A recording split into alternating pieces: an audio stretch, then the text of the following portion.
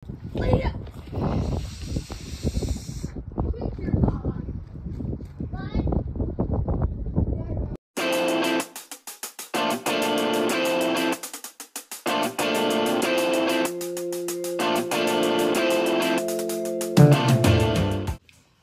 guys! Welcome back to our YouTube channel.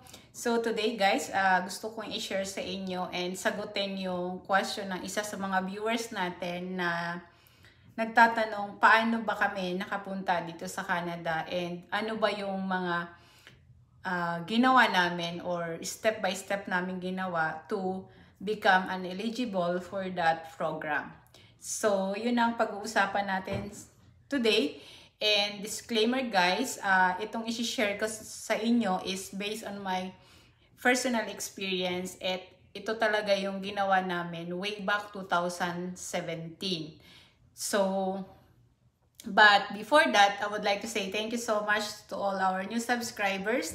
Salamat po sa pag-subscribe, and sa mga viewers na hindi pa nakapag-subscribe, please consider to subscribe our YouTube channel, Saminado Family. Ang aming YouTube channel ay nag-share kami ng mga personal experience namin from nung nag-apply kami and then nag-landed kami dito as permanent residents, and ano ba yung mga experience namin as a worker, and also ano yung mga struggle na na-overcome namin during the application process. Alright? And if you like this topic for today, don't forget to click like button. And you can comment below kung meron ka pang question or meron ka rin experience na related dito sa topic natin for today. Para dun sa mga subscribers and mga viewers natin na magkaroon sila ng at least konting impormasyon para maging smooth yung yung application nila, at the same time is maging mas madali at ma-double check nila kung ito bang Canada is para sa kanila. Alright? So, way back 2017 at 2016, nung nandun ako sa Kuwait, sa Middle East kami ng husband ko, we are planning to go here in Canada. So, it means parang magko-cross country kami from Kuwait to to Canada. Since a lot of my co-workers in that specific branch, siguro mga 5 na silang nakapunta sa Canada. So, ako naman is nag-enjoy ako for being OFW. So, naisip ko na, syempre, mas maganda pag sinabing Canada or US, di ba? Nung maliliit pa lang tayo, talagang sikat na siya sa Pilipinas. So, I'm aiming for that country na soon makapagtrabaho ako. And another nga na nakita ko is same kami ng employer, and nakaalis sila papunta ng Canada through that coast country. So ang ginawa nila noon is parang direct employer and recommendation lang sila. So nakarating yung isa nilang friend, tapos ni-recommend sila, parang something like that. So but that's our first plan. And the second plan na it happens na nabuntis ako. So 2016 nung nabuntis ako, and then since ayaw ko na manganak ako sa Middle East kasi mahirap yung parehas kayo nagtatrabaho tapos ibabayad niyo pa ng daycare yung anak niyo. So we decided na pumunta ako sa Pilipinas para doon manganak. And at the same time is i-give up ko na yung trabaho ko sa Kuwait. And then after that, stick pa rin ako doon sa plan namin or sa goal namin na magpunta sa Canada. So what I did is after kong manganak, after 6 months, nag-take na ako ng managerial position sa Jollibee Food Corporation. So it means nakapokus pa rin ako sa goal ko na gusto ko na magpunta sa Canada. So, ginawa ko, i-double check ko kung ano yung dapat kong gawin. So, since nandun ako sa Kuwait, na nabuntis ako at nag-give up ko na yung so hindi X na yung plan A ko. So, plan B, kailangan ko mag-exam at maging manager sa JFC. So, sa Jollibee. Which is, that's my another dream din naman. Kasi, way back nung nag-aaral ako, scholar ako ni Jollibee. So, gusto ko na magkaroon ng chance ako na maging manager ako. So, I've been working for Jollibee like 5 years, and then through the help of scholarship ni Jollibee, nakagraduate ako ng college. So, kahit saan akong pumuntang company, hindi pa rin sa sarili ko, hindi ko pa rin na-fulfill yung dream ko na maging manager ng Jollibee. Or either anong company, basta under siya ng Jollibee Food Corporation. So, fast forward, nakapasa ako na managerial position for Mang Inasal Philippines Incorporated. And then, okay na yung, nag-focus muna ako sa training on that field. And then after that, nung okay na ako, smooth na yung operation ng ginagawa ko, gamay ko na yung trabaho ko as manager. So, bumalik ako dun sa first page na, which is dream namin na magpunta sa Canada. So, I review all the qualification. And then, nakita ko dun yung mga qualification na dapat ma-check ko lahat. Yung, kumbaga, ang tawag nila dun is checklist dun sa qualification na yon. So, first is age. And then, second is education. So, okay na kasi graduate naman ako ng 4 years graduate. And then, working experience, related working experience. Dapat, ang requirements nila nun is managerial, at least 3 years working experience. So, that time, nung nag-check ako ng checklist is 1 year pa lang ako. And then, after that, sinet aside ko muna yung plan ko na papunta sa kasi kulang pa yung checklist ko, hindi pa lahat siya na-check. In terms of working experience, kailangan ko pang mag-gain ng more years of experience.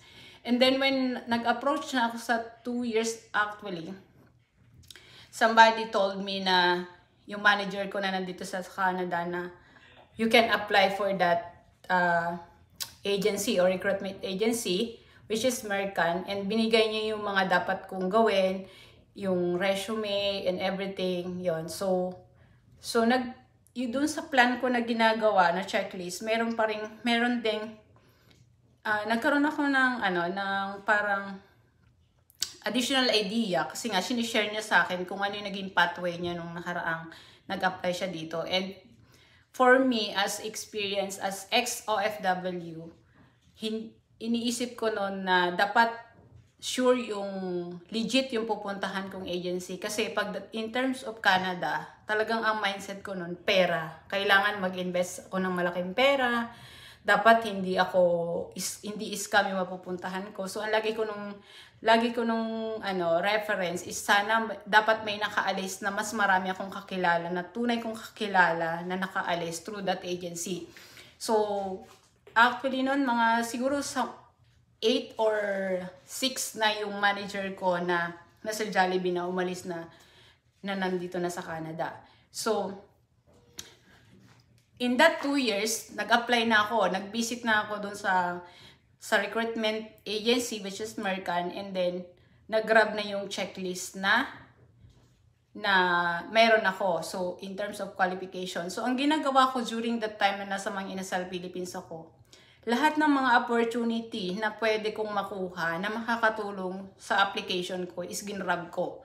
Lahat ng mga incentive program, lahat ng mga promotion, talagang pinokus ko yung sarili ko dun sa program na yun, which is magiging stepping stone ko siya when I go to the Canada, or when I planning to apply in Canada. So, okay na, naging assistant store manager na ako doon that time. And then, nagpa-process na ako ng papers. And in God's time, and doon sa mga nagawa ko na step by step, nakapasa ako sa recruitment agency. At the same time, nagkaroon na ako ng employer. So, but before that, I'm looking for the province, or I'm looking for the program na dapat kasama ko yung family ko na magpunta dito sa Canada.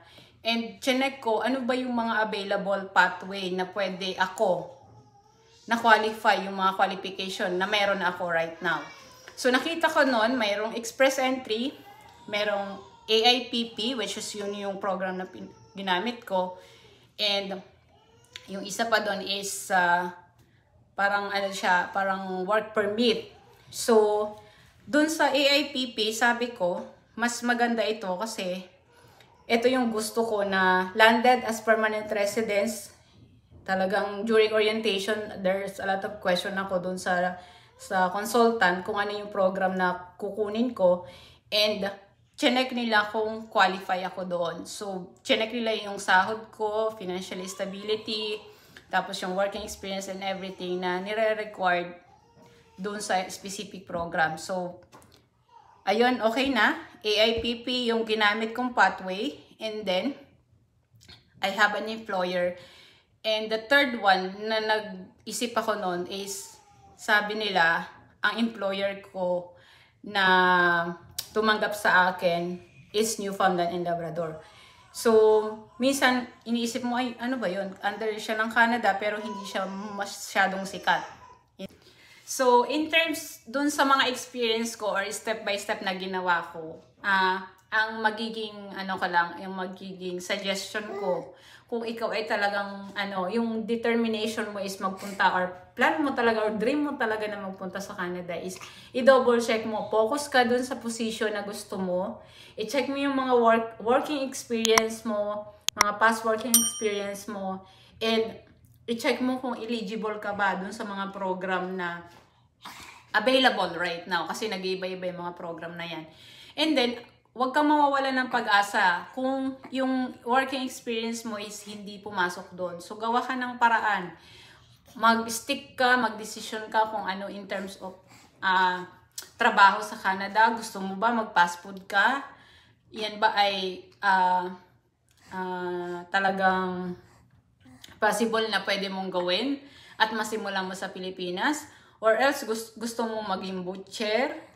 Ano pa yung mga ibang programs? Kung nursing ka sa Pilipinas, sure ka na ba na pagdating mo dito sa Canada, gusto mo maging nursing? At ano ba yung eligibility mo at anong mayroon kang status right now sa Pilipinas?